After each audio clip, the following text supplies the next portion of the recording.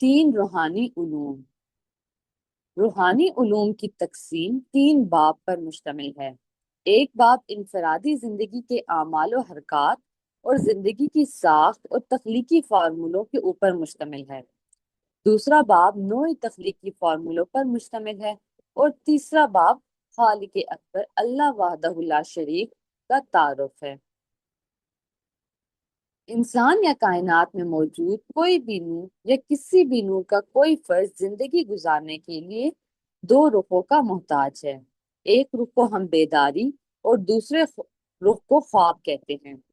بیداری اور خواب دونوں کا تذکرہ قرآن پاک میں لیل و نہار کے نام سے کیا گیا ہے۔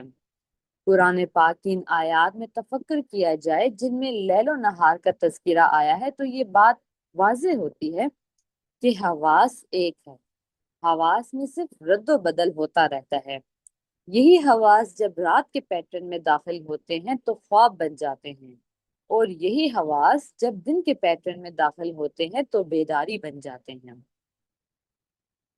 اللہ تعالیٰ فرماتے ہیں، ہم رات کو دن میں داخل کرتے ہیں اور رات کو دن سے نکال لیتے ہیں۔ ہم رات کو دن پر سے ادھیڑ لیتے ہیں اور دن کو رات پر سے ادھیڑ لیتے ہیں۔ مفہوم یہ ہے کہ انسانی حواس یک کے بعد دیگرے رات دن میں تبدیل ہوتے رہتے ہیں۔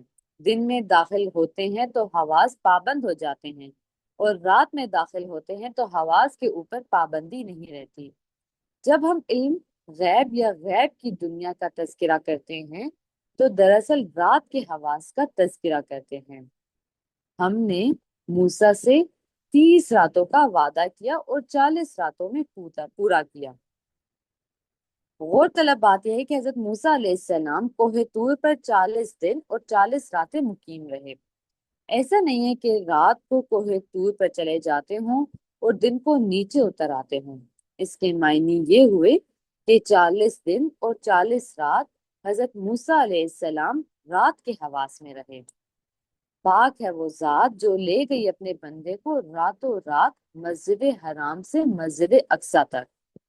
غیب کا انکشاف، اس کا یہ مطلب ہے کہ حضور اکرم صلی اللہ علیہ وسلم کے اوپر غیب کی دنیا کا انکشاف رات کے حواس میں ہوا، اور اللہ تعالیٰ نے اپنی قربت رات کے حواس میں عطا فرمائی۔